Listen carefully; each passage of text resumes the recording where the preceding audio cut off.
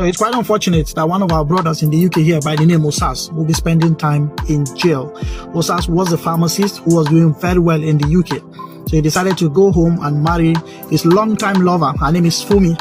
They both lived in Ibadan for a very long time before he relocated to the UK. Came here, studied pharmacy, and is now doing very well. Went back home, brought this lady down to the UK, and they've been living fine. When they started living, he's been living here for a very long time. So this lady told her husband, who is Osas, that if Osas will be able to help her brothers who are jobless to come to the UK.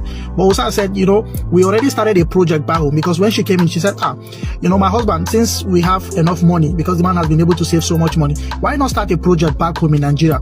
Let us buy a land in Lekki and then build a very big mansion where we can use it for Airbnb. And the man succumbed to our idea that it's quite a good business so that they can be getting, extra income. So that's how Osas, despite using all his money to buy the land, they started this building project back in Nigeria.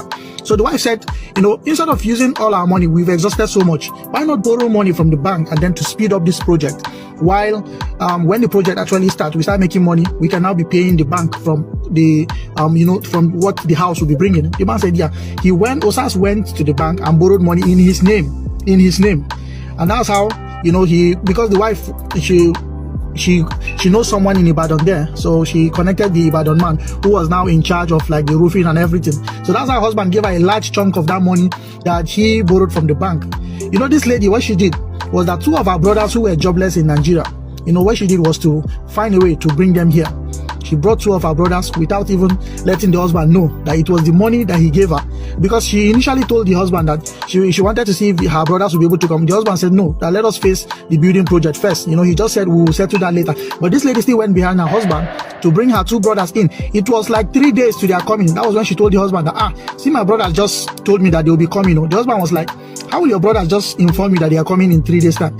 And she now told her husband that they said it was a surprise that they were able to get job in the UK here, whereas it was the sister who made all of that arrangement for them without informing the husband. But she told the husband that they've been able to get a job and both of them will be coming. The husband said, okay, it's a good thing. Whereas the husband's family, the brothers of the husbands, some of them just graduated, some of them are still trying to find their feet, whereas their brother is in the UK here doing very well. It happens like that among many African families. So that's how Osas' wife's brother, they came into the country. They are now living in there because he has a kind of a 4-bedroom flat, and he also has 2 children. So one of the rooms he gave to her brothers to be staying. So these guys came in, started working. Within the last 6 months, they were not contributing anything. But because Osas is quite a well-to-do guy, he didn't bother to complain. Osas decided to tell his wife one day that he wanted to visit Nigeria because his mom was sick. After all of these things, Osas still gets insult from family members back home because they say